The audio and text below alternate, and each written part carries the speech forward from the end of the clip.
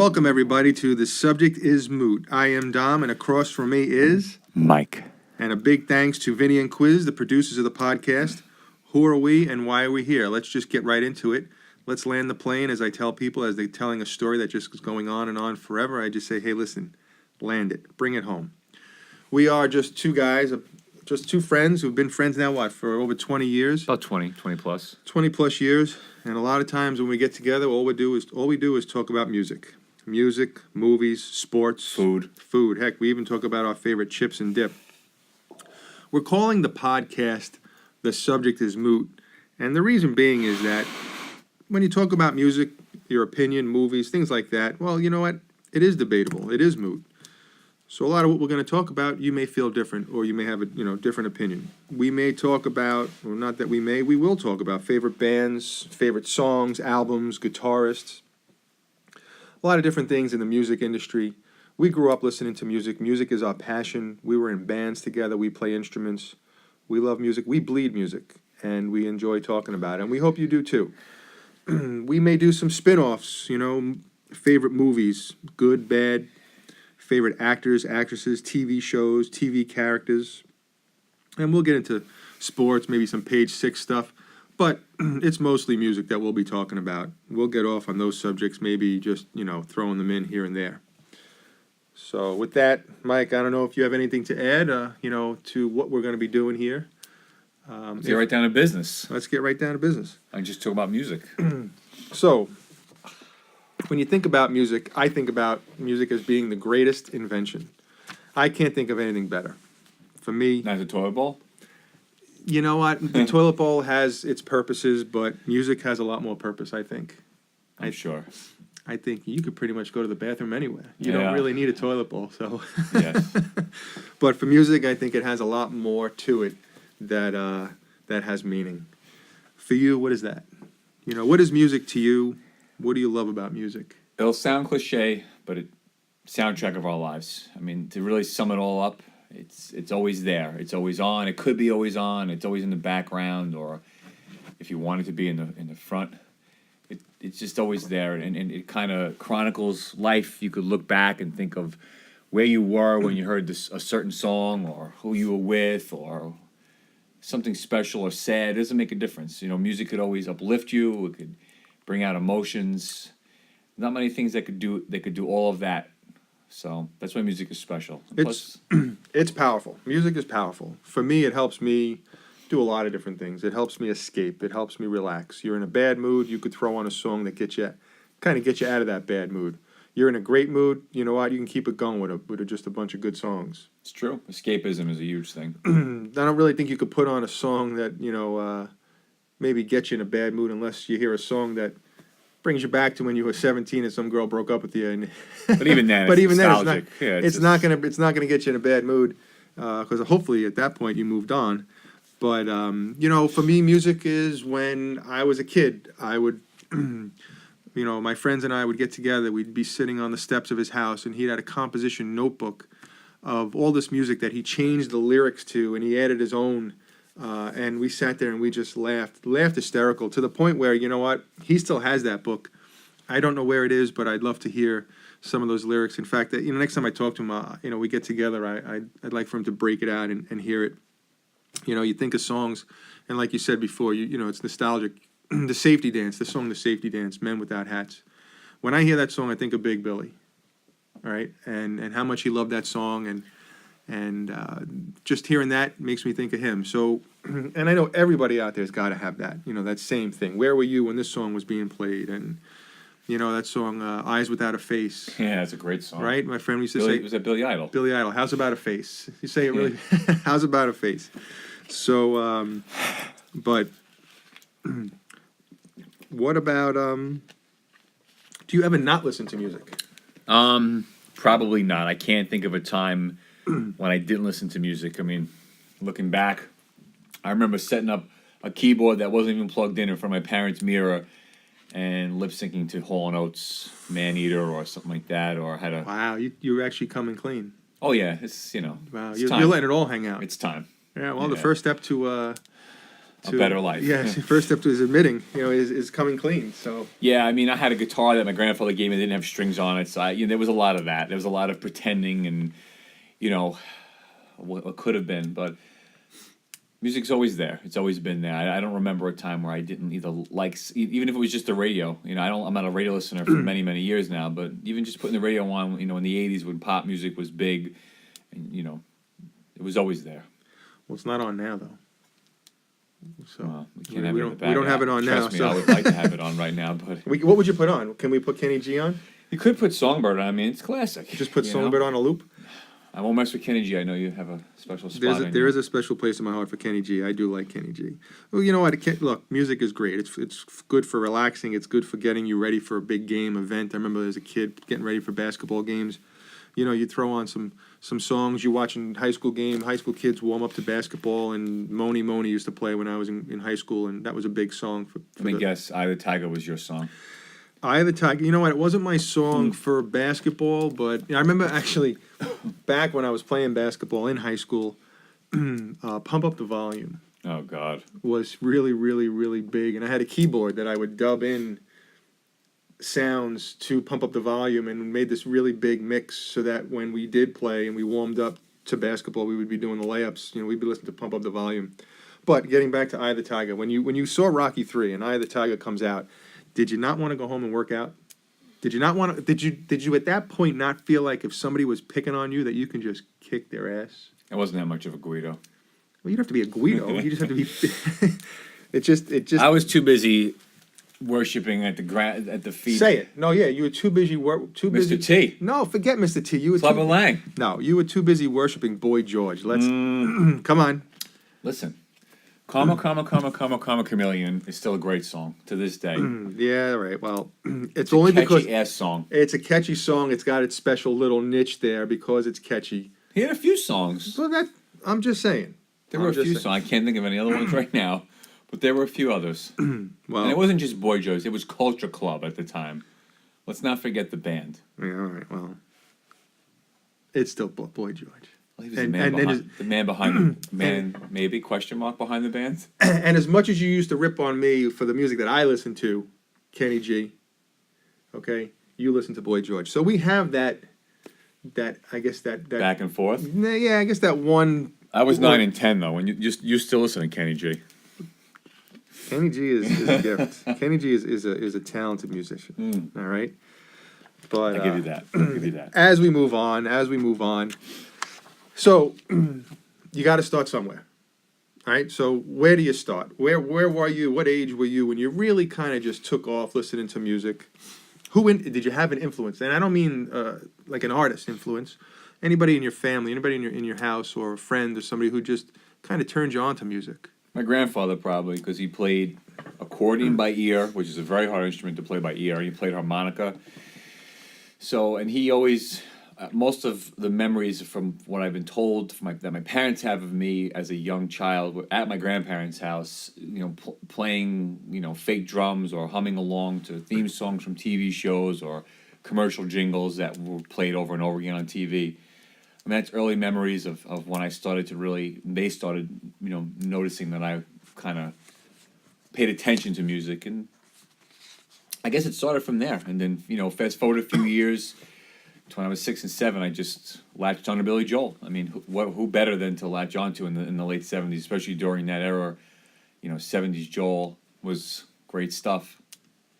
Well, no doubt Billy Joel is really just one of the biggest musical icons in our generation.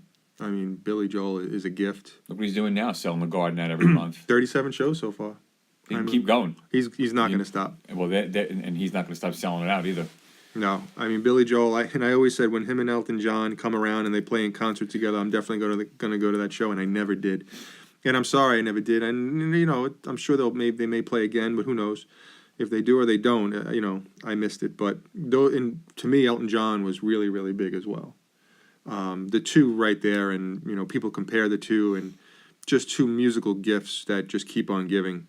Their 70s output during both of those artists in the 70s, it was so much more than just routine radio pop music. There was more to their music. I mean, obviously they wrote catchy songs, and there's those certain songs that they kill on the radio, but there was still more, even to those songs. There was still more to it than modern day pop and what's on the radio today. But we won't get into that. Well, they were deep songs. They were songwriters. They were songwriters. They're musically talented. Musicality too, overall. there was musicality to it. Billy Joel did a music video at my high school. What song? You're Only Human. By Farrell? Yeah. Wow. He did part of it at the high school. I wasn't in the high school at the time. I was in grammar school when he shot it. But he did part of it. There was one of the priests, or actually one of the brothers, a priest, maybe he was a priest. I don't know if he was a priest or a brother, but he was in there, and he was, I guess, officiating or marrying a couple. I think they were getting married. If anybody saw the video and that marriage scene, it was done at my high school, Monsignor Farrell on Staten Island. But so, I guess continue what you were saying, as far as. Well, it's just, from Billy Joel, you kind of just, I just grew. Billy Joel and the Grease soundtrack was, in the late 70s, Grease was huge, couldn't get away from it. And then, as time went on, got more into the radio stuff. Blondie I liked a little bit, and Hall & Oates, and then Thriller came out. And who didn't like Thriller? Who doesn't like Thriller still to this day? That's one of the greatest another albums. icon. That's one of the greatest albums ever produced. Yep. And then radio music, and first cassette I ever bought with my own money from Pathmark was Beastie Boys' License to Ill, probably in 85, 86. Another great album. That's Yep. One of my top in my collection. And that's what's really good about music. Music, you can go from classical to to jazz to rap to rock to heavy metal, to prog metal, power metal. You can just I've gone listening to my to my iPod from Frank Sinatra to to classical, all within the same, next thing I'm putting on Billy Idol or, Kiss, Dream Theater, whatever it is, And your mood changes. You may say, hey, you know what, let me listen to that for a little while. You may just want to put on something and just kind of escape, throw on the headphones and just get lost in something. What's another good thing about music? You can get lost in a mood of a song, or if you're in a specific mood, you could put something on that will set that mood, like a lazy Sunday morning, you want to listen to Sinatra or Ella Fitzgerald or some smooth jazz, whatever the case is. You want to kick back and eat some breakfast and just relax on a Sunday morning. It's a mood setter. If you're on a long drive by yourself and you want to get someplace and you want to put something a little bit heavier on, a little more driving and rock oriented. So again, music serves that. There's so many purposes that music serves. That's why I love it so much. Growing up, my mom was probably the biggest influence on me for music. She's the one who probably got me involved. She'd have a radio on in pretty much every room of the house almost, so that when she went from, the house wasn't even big, so you could really only 2 radios probably would have been good enough. So, she had one on in the bedroom, one on in the living room, and it was CBS FM 101. I remember growing up, in the 70s, so I was, younger than 10. Probably it had to be, 6, 7 years old. Well, I remember when Elvis died in 77, so, I was only 6. And standing over the stereo, my mother used to just listen to, Aloha in Hawaii. And that was just a great album, and still is to this day for me and her. But I would just stand over this big music player that she had. It was this big piece of furniture that on one side had a tuner, and you lift up the hood, and on the other side had a turntable. You lift up the hood, you put your records on. And in the middle was a TV. I don't even know if the TV worked, but we would just sit there and just listen to music all the time. 101 FM, doo-wops, oldies, Beatles, Sinatra, Elvis, Frankie Valli. Really, just the list goes on and on as far as what the artists and who the artists were. But remember listening to Harry Harrison in the morning. Harry Harrison started out, I guess probably like around 1980-ish, 101 FM. He used to say hello to his mom every morning. He had this catchy phrase that, and I don't remember exactly what it was, but it was along the lines of, and I'm paraphrasing, every brand new day should be unwrapped like a precious gift. And, the voice, his voice stuck in my head. They had like a little echo reverb, and I just remember sitting there eating my cereal and listening to him. And, kind of sorry I didn't even get into the, some kind of either radio, DJ broadcasting or something even behind the scenes. Because it just really hit me even back then. Ron Lundy, Cousin Brucey, Phil Pepe did the sports, and Mr. G even to this day, who's still out there, doing the weather. But that's basically how I got started. Listening to music. So I think my mom was a big influence. Billy Joel again, Elton John on 101 FM. They were really big artists then. There's always a first, right? The first time you listen to music, what was maybe your first album? Like we just talked about your first radio station or whatever it was, your intro into music, but what was your first album? I faintly remember unwrapping a Billy Joel album for Christmas one year. Could have been my first album, maybe in Glass Houses or maybe Songs from the Attic. I know it was a Billy Joel album for sure.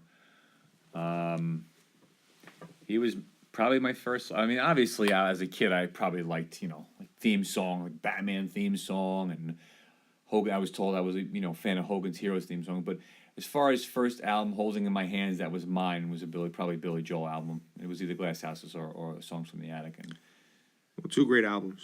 Two tremendous albums. Either way, right? You can't go wrong. No, you can't. Those are gifts right there. And, I wish I could have a little bit more of a macho. Nah, you got to start somewhere. It doesn't make a difference. Sesame Street, is that all right? That's fine. Sesame Street? Listen, I love Sesame Street. Sesame Street got me through, I would say, 1976, 77, and I transitioned right from Sesame Street to Kiss Alive 2.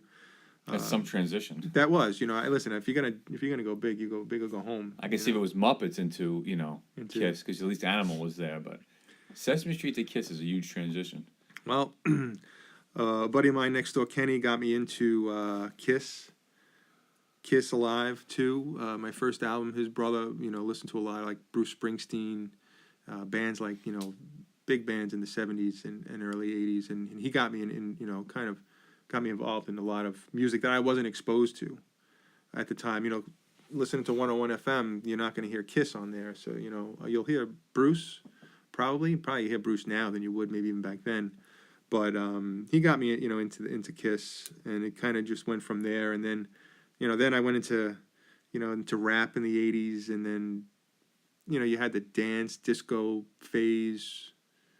Freestyle. 80s freestyle was huge. Tremendous. It's Not still, for me, but I mean. No. Back then it was absolutely tremendous. And then you get back into. I got back into the rock, power metal, progressive metal, things like that. Never got into death metal. I'm not into that. I don't like the vocals.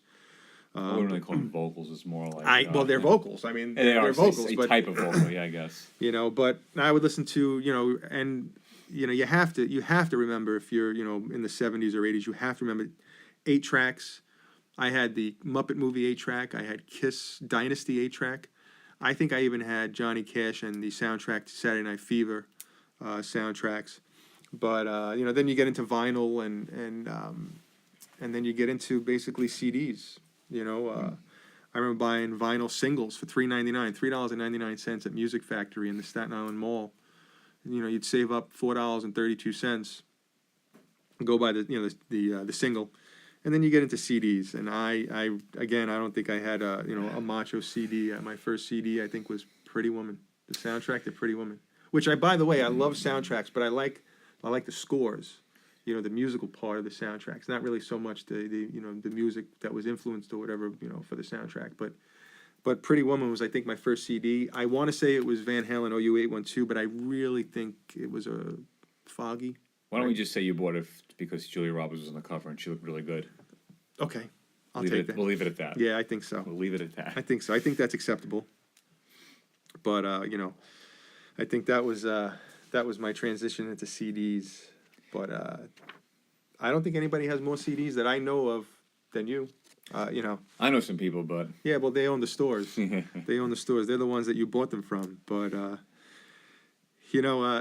now it's all digital media, pretty much. I can't get into that. The concept of paying for something that you don't actually hold in your hands is foreign to me. I just don't understand why anybody would want to pay for something that they actually don't own. I mean, I understand the concept of owning it on your laptop or your iPod, but if any of that stuff crashes, But well, teach his own. Everybody has their own format over the years, whether, like you said, whether it's 8-track, vinyl, nowadays the kids are just holding on to MP3s because it's easier, it's simpler, it's less space consuming, I get it. I get it, but I come from an era where you have to hold something in your hands. Well, it's you know what we both do. But Yeah. think about even where the future's going. I mean, do as time goes on, you see your house and all the stuff you collect, and whether it's comic books or vinyl or cassettes, you just say to yourself, what do I?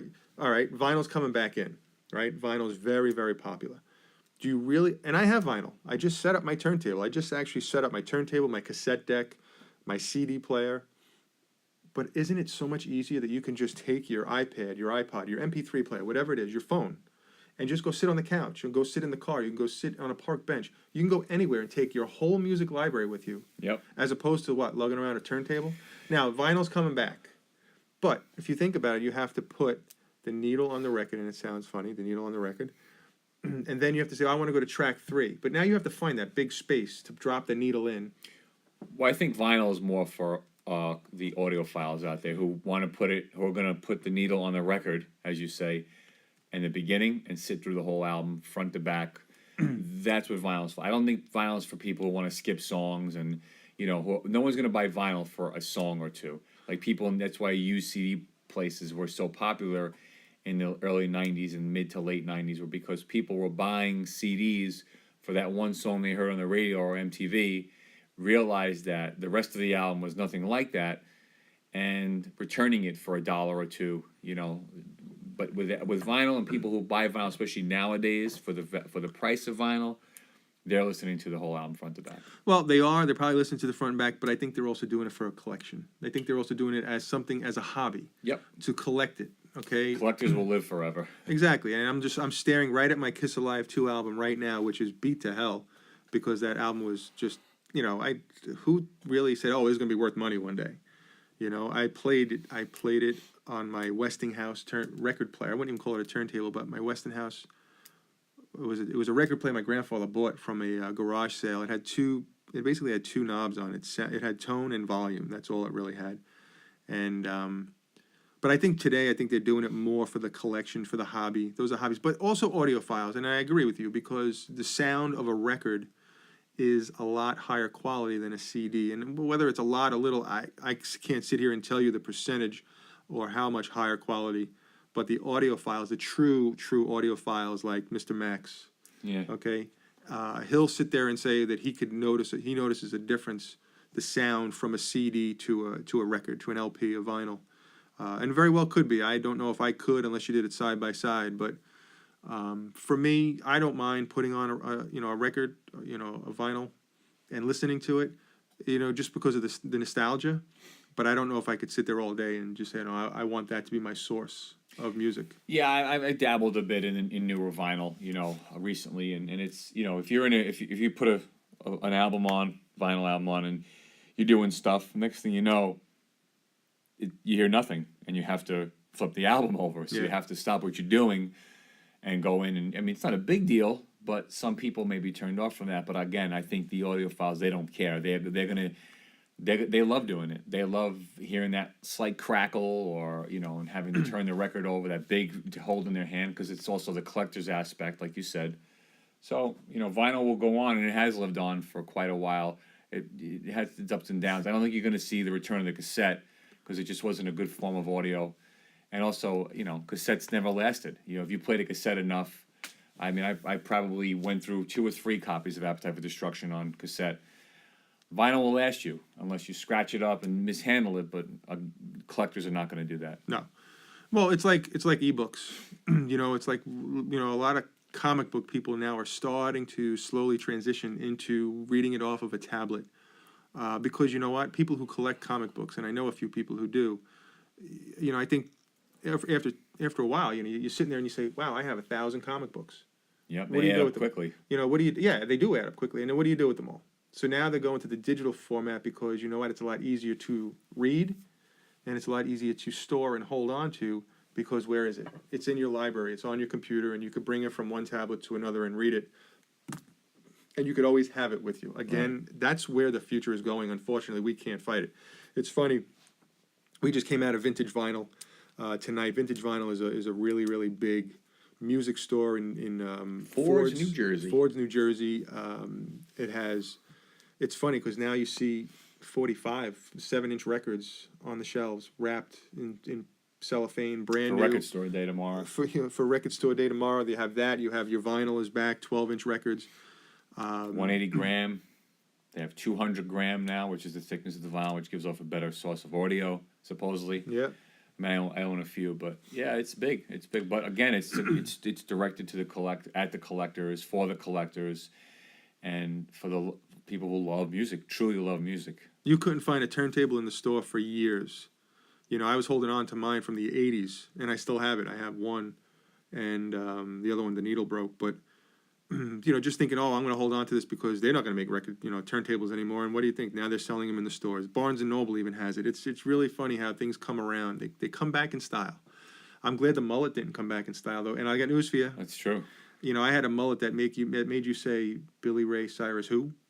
Well, the guy from Walking Dead has a mullet, Yeah, he does. so it could come back. You never know. If it does, I won't be wearing it. Me neither. Nope. Well, vinyl may be one of those things you put on a list of things that will last forever, next to the Twinkie and the cockroach. Yeah. So Let's talk about tapes though for a second. I used to buy records and then make the tape because if I warped the tape, if I left it in the sun too long on the car dashboard, you know what? I could always make another one. But the funniest thing is, you wait for hours for that song to be on the radio, and everybody's had to do it in the 70s or the 80s. But you're waiting for hours for that record, that song to come on the radio. And the minute you step out of your room, you go down to the kitchen and you make yourself a sandwich or you get yourself a drink, all of a sudden that song comes on the radio and you run down the hall, you jump over your bed just to hurry up and hit play and record so that you could have almost a whole song on tape, but that DJ is still speaking in the beginning up until the lyrics start. That's what's good about, you know, being able to download a song off of iTunes. just like that. Just like that. So you know what? You don't have to sit in front of your... Can you remember a specific song that you waited for? It was... Because I can. It was almost every song out there. I mean, you had Michael Jackson, you had Beat It, Thriller, Billie Jean. You know, there was Phil Collins. I remember waiting for Phil Collins. Huey Lewis. I was I'm still a huge Huey Lewis fan. I Want a New Drug. Waiting for that before I got the album. What song was yours? The Goonies Are Good Enough by Cyndi Lauper. Wow. Waiting for that to come on for hours and hours and hours, hoping my parents wouldn't hear me upstairs in my bedroom at like 10:30 at night, still waiting for it to come on, which it finally did eventually, and I got the song. But those are good memories, and that goes back to what we said about music too. All right, so you're waiting for that, and then you realize it was a cassette that you popped the tabs off the top, and now when you hit play and record, you're like, oh no, the record button didn't go in because you didn't have that tape over that square hole. Yep, back to the drawing board then. So now you had to waiting another 5 to 10 hours for that, or the next day for the that next song, day. hoping. But what you had to do was take the cassette out and put that piece of tape over that little plastic tab. Scotch tape or something. No, a you little, know. but you know what though? It always happened when your song came on the radio. Of course. Yeah, well, that everybody had to do that, or at least know somebody who has done something like that. There's always a first, right? I would like to think that, yeah. So, what was your first concert? Garden State Arts Center in New Jersey, 1990, White Snake with Steve Vai on guitar, which was an extra special bonus for me at the time because I was just getting into him heavy duty, and I was 15 or 16 at the time. So that was huge. One of my favorite shows of all time because it was my first two, and they were great. They were unbelievable. The band was, firing on all cylinders at the time. Best show I ever saw probably, though, would have to be Dream Theater at Roseland Ballroom in New York, Manhattan, in August of either 99 or 2000. It was a 3-hour plus show, and they just, still to this day, as many shows as I've seen after it and before it, I can't say there's a better show. We were at that show. They recorded that show live on DVD, and we have that DVD. Yep. I think I even heard you cheering. I think I heard your golf clap. Yeah, it's kind of loud. Bit. Yeah, a little too loud, maybe? For golf, yes. Yes, yeah. Not for a Dream Theater concert. Probably but not. My first concert was Run DMC in the mid-'80s, maybe 84, 85. That was, I think, my first concert. My favorite concerts had to be that Dream Theater Roseland concert. Kiss Reunion Tour, 96. And I would have to say Iron Maiden at the Garden. No question. That was a great show. Great show. Yeah, absolutely. You know, just memories of, you know, where were you when this happened? You know, where were you when you know, this album came out, this song. I remember Michael Jackson, Beat It. I used to sleep at my grandmother's house almost the whole summer, and I had the Beat It 45, and I played it on my grandfather's record player. And my grandmother would go out to the store, and she'd go shopping, and I would just lay on the bed, and it would be on a loop of Beat It for hours, hours, and hours. Tremendous. Well, Beat It was a great song. That solo. Who knew? I didn't even know at the time it was off. It was Eddie Van Halen. Yeah. But, you know, fast forward a few years and realize, wow, that was Eddie Van Halen. Yeah, well, that's another band. It's another band we'll get into. That was another great concert too. When I finally saw Van Halen, was with Hagar, but that's still okay. He's still. That's another topic too. Hagar versus Roth. We could hit on down the road. We'll get into that, and that's some of the things we're going to talk about. We're going to talk about things like Frank Sinatra versus Elvis. You know, Lady Gaga versus Madonna. A lot of things. We'll talk about a lot of things of which we hear people talking about. And like Mike just said, you know, Van Halen with Hagar and Roth, who was better? Who did you like better? You know, we'll talk about top greatest albums, top greatest songs, all these different things. Try and keep your attention, things that we love talking about, and you know, all music related. So, you know, like we said, music is a gift. For now, we're just wrapping up with the introduction to who are we and why are we here. But for now, we're signing out. I am Dom, and across from me is Mike. We're out of here.